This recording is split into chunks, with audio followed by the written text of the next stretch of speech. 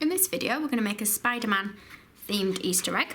For the Easter egg, we're going to need an Easter egg mould, and I'll put links to where I've got everything from in the description box below. I'm going to use some colour melts in red, so it's not quite the same as normal chocolate or real chocolate, but it's ready coloured and I quite like this. And then I've just picked out a few red M&ms for the centre, but you can use whatever colours you want or whatever sweets you want in the middle.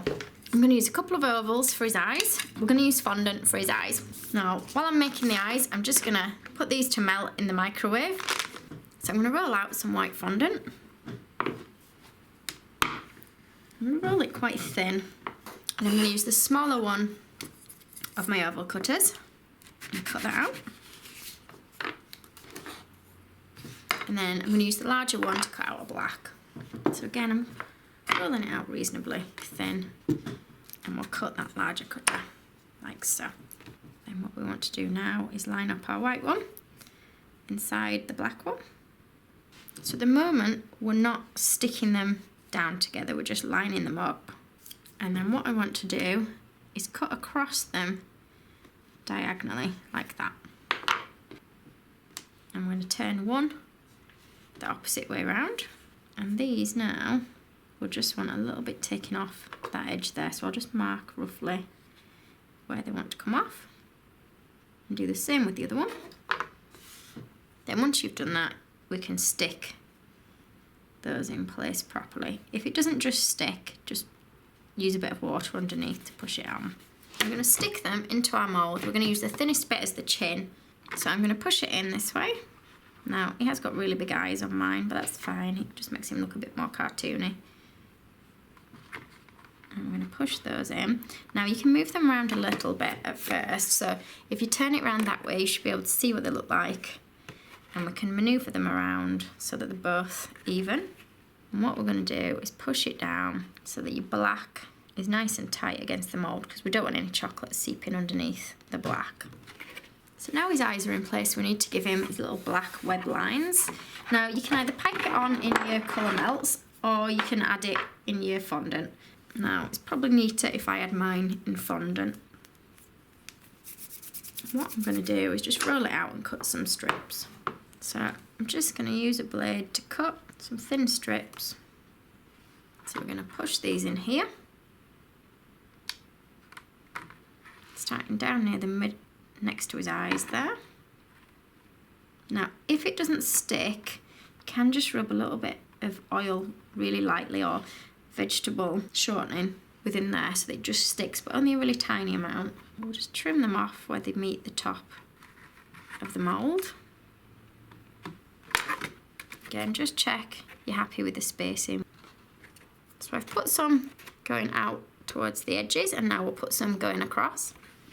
Just working in small pieces, and I would cut them first, and then we want to try and get them in position. So I'm going to cut them at an ever so slight angle, and then I'll drop that into my mould, and then I'll push that down into place like that.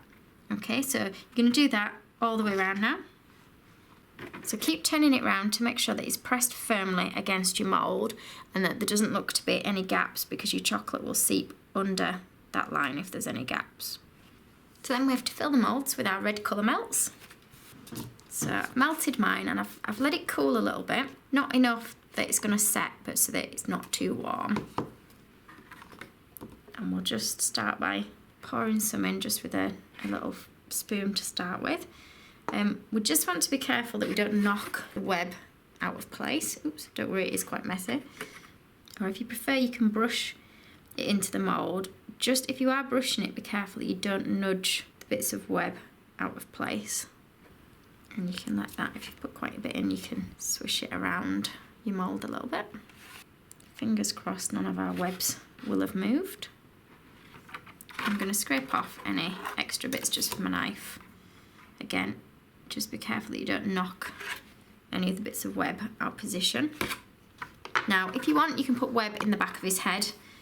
If, like me, you've not quite got enough time, then you can just do it red. So I'm just going to go for red for the back of the head.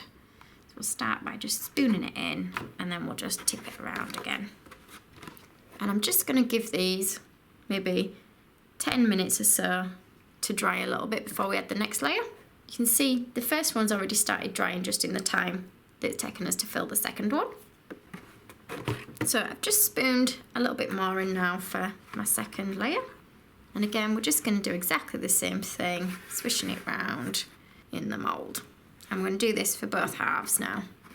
You might find 2 layers is enough, but what we're going to do is we're going to just keep adding until you've got a little bit of thickness to the edges, so that we know they're thick enough that they're not going to just break when we take them apart, but also we can stick them together easier if there's a little bit of width on that edge there. So once these have had time to dry, flip them out. Now these ones I know have loosened themselves a little bit while they've been drying, so these ones are coming out quite easy, but sometimes you have to give them a bit of a tap to get them out, like that. And then what we want to do is fill them in the centre with some sweets. So I've picked out some red M&ms for mine. So you can put whatever you want into the centre. So I've melted some more of the red candy melts and I've just put them in a little piping bag. And what I'm going to do is just cut a small amount off the end of my piping bag. Now with this, we don't obviously want to let the chocolate cool down enough that it's going to set, but if it's too hot, what you'll find is you'll end up melting what you've already got. So just let it cool down a bit. And we're just going to pipe a little bit onto this edge. Missed the edge a bit there. I'm going to place the 2 halves together, like that. And then you have your Spider-Man Easter egg.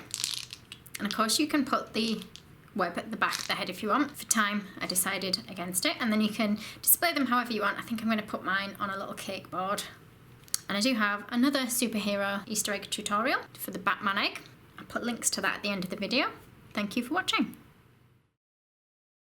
If you liked this video and would like to see more, please click on the images of the other videos suggested. Also, please do subscribe to my channel using the button at the bottom right hand corner of the screen. You can also visit my cake website and my Facebook page to see more cakes and ideas.